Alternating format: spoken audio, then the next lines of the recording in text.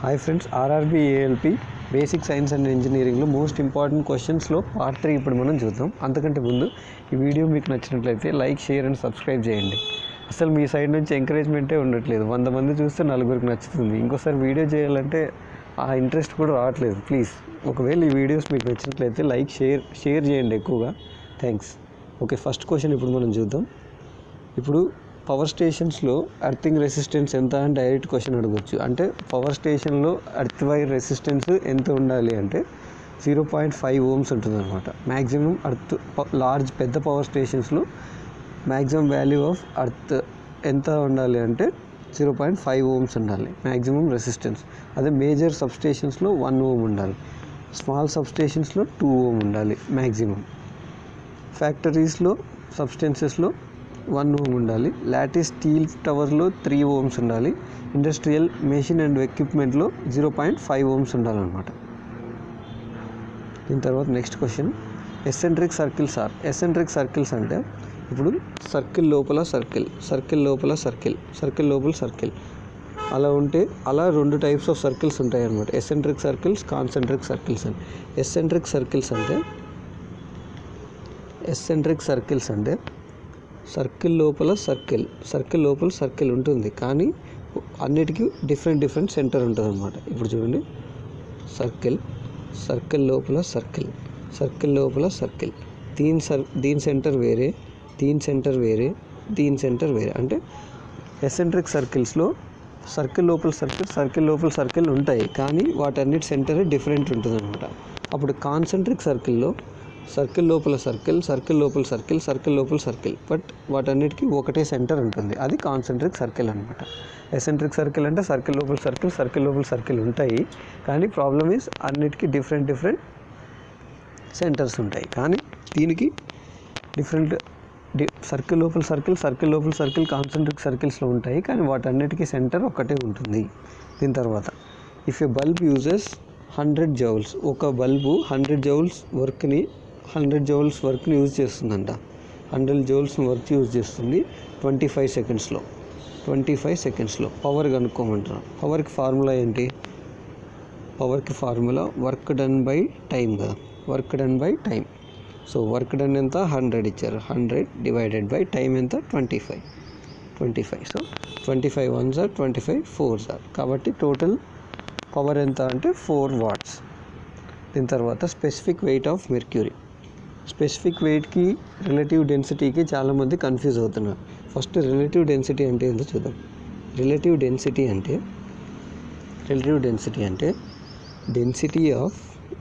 Density of liquid divided by density of water at 4 degrees centigrade. అంటే ఒక liquid density divided by water density 4 degrees centigrade దగ్గర. అది relative density 13.6 ఉంటుంది మెర్క్యూరీకి 13.6 relative density ఉంటుంది. అదే specific wait కనుక్కోవాలంటే దానికి into 1000 చేయాలి. ఇంటూ 1000 చేస్తే స్పెసిఫిక్ వెయిట్ వస్తుంది. రిలేటివ్ డెన్సిటీ ఆఫ్ మెర్క్యూరీకి రిలేటివ్ డెన్సిటీ 13.6 ఉంటుంది. Specific weight 13.6 into 1000. So 13600. 13.6 into 1000 into kg/m³ అనమాట. అంటే 13600 kg/m³. దీని తర్వాత the distance of the effort from the fulcrum. ఎంత అంటే ఇప్పుడు ఒక లీవర్ ఉంది. ఫస్ట్ క్లాస్ లీవర్ తీసుకుందాం. ఫస్ట్ క్లాస్ లీవర్లో ఇది ఫల్క్రమ్ అనుకుందాం, ఇది లోడ్ అనుకుందాం, ఇది ఎఫర్ట్ అనుకుందాం. ఇది ఎఫర్ట్, ఇది ఫల్క్రమ్, ఇది లోడ్. సో ఈ ఫల్క్రమ్ నుంచి ఎఫర్ట్కు ఉండే డిస్టెన్స్ని ఏమంటారు అని అడిగారు క్వశ్చన్. దీన్నే ఎఫర్ట్ ఆర్మ్ అంటారు అన్నమాట. దీన్నే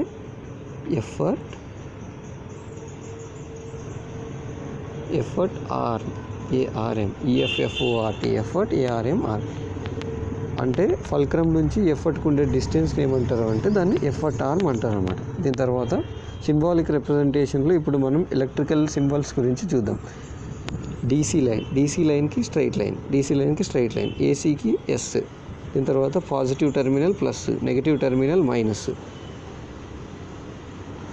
దీని తర్వాత సింగిల్ ఫేజ్ ఏసీ 50 హెర్ట్జ్ అంటే ఎస్ ఏ 15 అంటే సింగిల్ ఫేజ్ 50 హెర్ట్జ్. దీని తర్వాత త్రీ ఫేజ్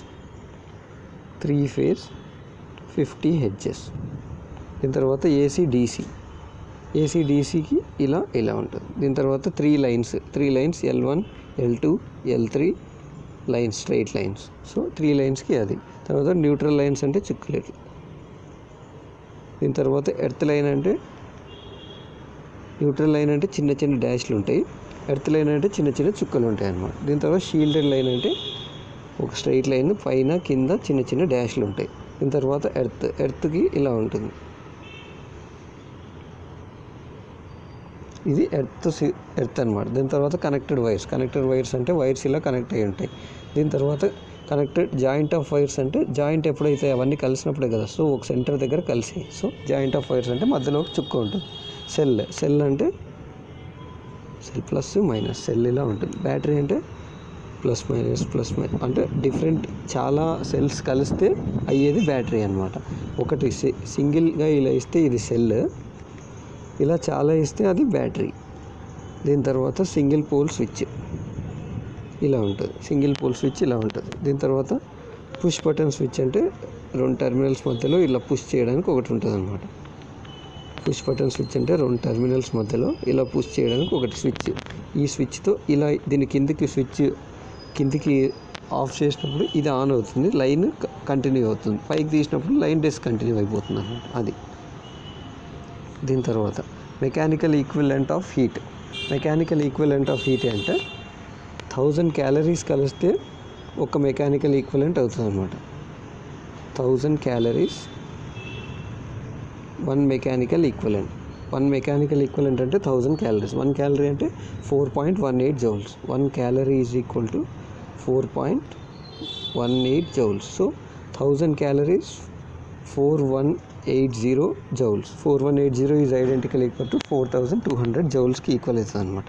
దీని తర్వాత each box in a spread sheet. Excel షీట్ని స్ప్రెడ్ షీట్ అంటారు. ఎక్సెల్ షీట్లో ఒక షీట్ని స్ప్రెడ్ షీట్ అంటారు. స్ప్రెడ్ షీట్లో ఇలా ఉంటాయి రోస్ కాలమ్స్ ఇలా ఉంటాయి. ఈ ఎంత పార్ట్ని ఏమంటారు అంటారు, ఇది ఎంత పార్ట్ని సెల్ అంటారు అనమాట. సెల్. సో ఈ ఒక్క డబ్బాని సెల్ అంటారు, ఈ ఒక డబ్బాని cell. The next question. A heavy ball and a light ball are thrown from a tower of height h, then which of the following is true? అంటే ఒక బరువు ఉన్న బాల్ని, ఒక లైట్గా ఉన్న బాల్ని, రెండింటిని అట్ ఏ టైం కిందకి ఒక బిల్డింగ్ పై నుంచి కిందకి పాడేస్తారు. ఆ రెండిట్లో ఏది ఫస్ట్ భూమి చేరుకుంటుంది అంటే 2 ఒకేసారి చేరుకుంటాయి అన్నమాట. మనకు తెలుసు 2 ఒకేసారి చేరుకుంటాయి, 2 ఒకేసారి భూమిని చేరుకుంటాయి అనేది ఆన్సర్. ఇప్పుడు దాని ఎక్స్ప్లెనేషన్ చెప్తాం మీకు. మనకు తెలుసు S is equal to UT plus ½ GT². ఒక బిల్డింగ్ నుంచి పారేస్తే ఫార్ములా ఏంటి? S is equal to UT plus ½ GT² కదా. సో ఫస్ట్ మనం పైనుంచి ఫ్రీగా పాడేస్తున్నాం కాబట్టి U0 ఉంటుంది అనమాట. U0 అయితే S is equal to ½ GT². So ఈ టైం అనేది ఓన్లీ హైట్ మీద మాత్రమే డిపెండ్ అయ్యింది, హెచ్ మీద. ఎస్ అంటే హైట్ కదా, హైట్ మీద మాత్రమే డిపెండ్ అయ్యింది. కాబట్టి హెచ్ ఓన్లీ హైట్ మీద మాత్రమే డిపెండ్ అవుతుంది, వెయిట్ మీద కాదు. వెయిట్ మీద డిపెండ్ అవ్వదు అంటే 2 ఒకేసారి కింద పడతాయని. దాని తర్వాత which one of the following is a dimension of power. పవర్కి డైమెన్షన్ ఏంటి అని అడుగుతున్నారు. పవర్కి డైమెన్షన్ ఏంటి అంటే మనకు తెలుసు, పవర్ అంటే ఫోర్స్ ఇంటూ వర్క్ డన్ అంటే ఫోర్స్ ఇంటూ డిస్ప్లేస్మెంట్ కదా. వర్క్ డన్ అంటే ఫోర్స్ ఇంటూ డిస్ప్లేస్మెంట్. పవర్ అంటే work done by time. First ఫోర్స్కి యూనిట్స్ ఏంటి? ML/T⁻². డిస్ప్లేస్మెంట్ S అంటే లెంత్ కదా, into L divided by T. ఈ T పైకి పోతే ML²T⁻³ పవర్కి dimensional formula ML²T⁻³ power dimensional formula ML²T⁻³ the smallest LAN connection అంటే లోకల్ ఏరియా నెట్వర్క్లో ఇది కంప్యూటర్ల కనెక్షన్కి యూజ్ చేస్తారు అన్నమాట. లోకల్ ఏరియా నెట్వర్క్ అంటే దగ్గర ఉండే కంప్యూటర్ని ఒక వైర్ల ద్వారా కనెక్ట్ చేసేదాన్ని లోకల్ ఏరియా నెట్వర్క్ అంటారు అన్నమాట. అంటే స్మాలెస్ట్ ఎప్పుడవుతుంది, 2 కంప్యూటర్లని ఒక వైర్తో కనెక్ట్ చేసినప్పుడు smallest local area network connection possible అవుతుంది.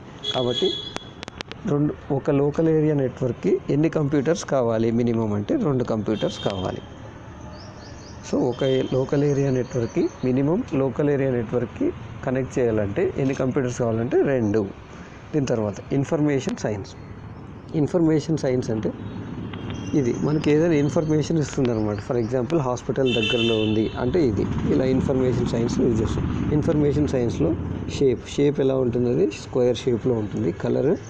కలరు వైట్ సింబల్, మనం ఏదైతే సింబల్ ఉంటుందో మెడికల్ సింబల్ కాబట్టి ప్లస్ అది వైట్ కలర్లో ఉంటుంది. బ్యాక్గ్రౌండ్ గ్రీన్ కలర్లో ఉంటుంది అనమాట. దీని తర్వాత దీని మీనింగ్ ఏంటంటే indicates or gives information of safety provision గురించి ఇస్తుంది. ఇది ఫస్ట్ ఎయిడ్ పాయింట్ ఎగ్జాంపుల్, ఇది ఫస్ట్ ఎయిడ్ పాయింట్కి ఎగ్జాంపుల్. దీని తర్వాత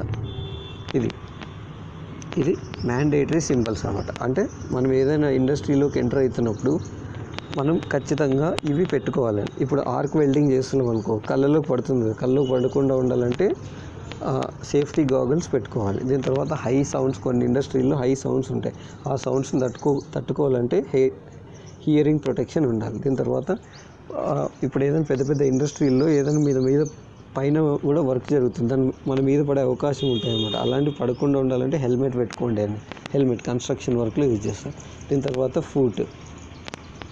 ఇవి బూట్లు ధరించాలనేది మ్యాండేటరీ, ఇవన్నీ ఖచ్చితంగా ఏరియాలో ఉన్నప్పుడు ధరించాలి అని. తర్వాత హ్యాండ్ గ్లౌస్ ధరించాలని, లేకపోతే రెస్పిరేటర్ ముక్కుకి, లేకపోతే ఏదైనా కెమికల్స్ అట్లాంటి ఏరియాలో రెస్పిరేటరీ పెట్టుకోవాలని. దాని తర్వాత వేర్ సేఫ్టీ హార్నెస్ బెల్ట్ ధరించాలని. దాని తర్వాత అడ్జస్టబుల్ గార్డు, వాష్ హ్యాండ్స్, చేతులు కడుక్కోవాలని. ఇవన్నీ ఖచ్చితంగా మ్యాండేటరీ చేయాల్సిన సైన్స్ అనమాట. దీని తర్వాత ఇవి వార్నింగ్ సింబల్స్ అనమాట. వార్నింగ్ సింబల్స్ అంటే వార్నింగ్, డేంజర్ ఉంది బాబు, దయచేసి ఈ పని చేయొద్దండి, లేకపోతే అక్కడ డేంజర్ ఉంది, అక్కడికి వెళ్ళొద్దండి అని చెప్పేదన్నమాట. అంటే రిస్క్ ఆఫ్ ఫైర్, ఇక్కడ ఫైర్ ఉండే రిస్క్ ఉంది కాబట్టి వెళ్ళొద్దండి. రిస్క్ ఆఫ్ ఎలక్ట్రికల్ షాక్, ఇలా ఉంటే రిస్క్ ఆఫ్ ఎలక్ట్రికల్ షాక్. దీని తర్వాత టాక్సిక్ హజార్డ్ అంటే దీంట్లో విషపూరితమైనవి ఉన్నాయి అని చెప్పేది. దీని తర్వాత కొరోసివ్ సబ్స్టెన్సెస్ అంటే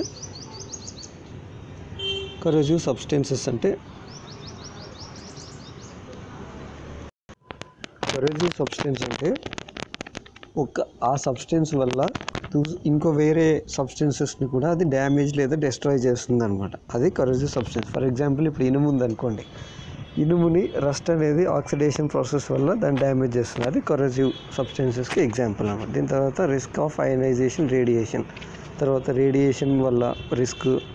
దీని తర్వాత laser beam, risk of explosion, over head, general warning of danger, మామూలు ఇక్కడ ఈ జనరల్ వార్నింగ్ ఆఫ్ డేంజర్ అనమాట. ఇవన్నీ ఎగ్జాంపుల్స్ ఆఫ్ వార్నింగ్ సింబల్స్. దీని తర్వాత ప్రొహిబిషన్ సింబల్స్ అంటే డు నాట్, ఈ పని చేయొద్దండి అని చెప్పే కామెంట్స్ అనమాట. డు నాట్, వీటిని ఇంతకుముందు వార్నింగ్ సింబల్స్ని ట్రయాంగిల్ షేప్లో డినోట్ చేస్తారు. ఈ ప్రొహిబిషన్ సింబల్స్ని సర్కిల్ షేప్లో విత్ ఏ పని అయితే చేయకూడదు దాని మీద ఇంటూ ఉంటుంది అనమాట. అంటే స్మోకింగ్, సిగరెట్ తాగకూడదు అనేది ఒక ఎగ్జాంపుల్. దీని తర్వాత do not extinguish with water, అంటే ఇప్పుడు ఫైర్ జరుగుతుంది అనుకోండి, ఇప్పుడు క్లాస్ ఏ ఫైర్ కాకుండా class B, class C fire, electrical ఎక్విప్మెంట్లో ఫైర్ జరిగింది అనుకోండి, దాని మీద మనం డైరెక్ట్ వాటర్ వేయకూడదు కదా, అలాంటి టైంలో ఈ ప్రొహిబిషన్ సింబల్ యూజ్ చేస్తారు. దీని తర్వాత పెడెస్ట్రియన్స్ ప్రొహిబిటెడ్, అంటే దారిని నడిచిపోయే వాళ్ళు ఈ రోడ్లో రావడానికి వీల్లేదు అని చూపించేది ప్రొహిబిషన్ సింబల్. అంటే ఈ పని చెయ్యొద్దండి అని చెప్పేది ప్రొహిబిషన్ సింబల్స్ అనమాట. దీని తర్వాత 3 amperes current is flowing in a circuit having resistance. 3 amperes current with ఒక సర్క్యూట్ ఉందంట.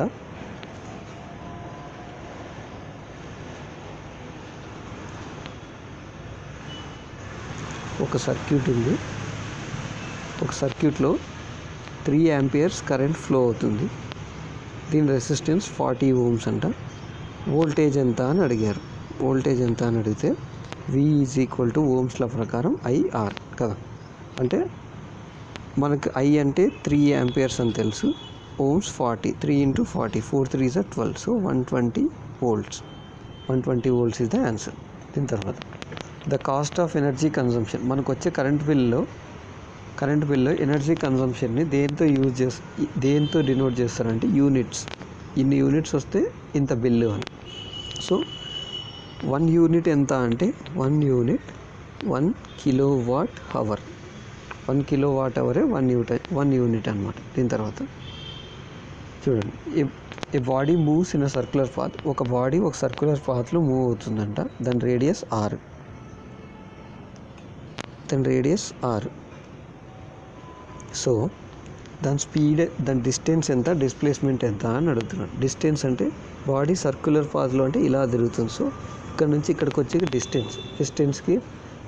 డిస్టెన్స్ ఏంటి, టోటల్ డిస్టెన్స్ ఇది మొత్తం పెరిమీటర్ 2πr అనుకుంటే 2πr కదా. ఈ 2πrలో ఇది పావు భాగం మాత్రమే పోయింది కాబట్టి 2πr/4. కాబట్టి 2πr/4, 2 1s 2 2s. So πr/2 distance travelled πr/2.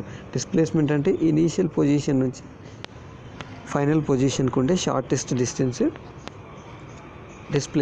డిస్ప్లేస్మెంట్కి ఇక్కడ పైథాగరస్ థీరం అప్లై చేస్తే ఇది r ఉంటుంది, ఇది r ఉంటుంది. సో ఇది AB² = AO² + OB² కదా. అంటే ఇప్పుడు ఈ AB² కనుక్కోవాలంటే r² + r² √r² + r². అంటే డిస్ప్లేస్మెంట్ √2 × r, డిస్ప్లేస్మెంట్ √2r, దాని డిస్టెన్స్ πr/2 అనమాట. తర్వాత which of the following countries will host 2022లో సమ్మర్ యూత్ ఒలింపిక్ గేమ్స్ ఎక్కడ జరుగుతాయని అడుగుతున్నాను. 2022లో సమ్మర్ యూత్ ఒలింపిక్ గేమ్స్ సెనెగల్లోని డకార్లో జరుగుతాయి అన్నమాట. Dakar is the capital of సెనెగల్లోని డకార్లో 2022 ఒలింపిక్స్ జరుగుతాయి, యూత్ ఒలింపిక్స్. అదే 2018 యూత్ ఒలింపిక్స్ ఎక్కడ జరిగాయంటే అర్జెంటీనాలోని బ్రూనెస్ ఏరీస్లో జరిగాయి అన్నమాట. దీని తర్వాత who has been appointed as the chairperson of competition commission of India. CCI chairperson ఎవరు అపాయింట్ అయ్యారు అని అడిగారు. CCI chairperson Ashok Kumar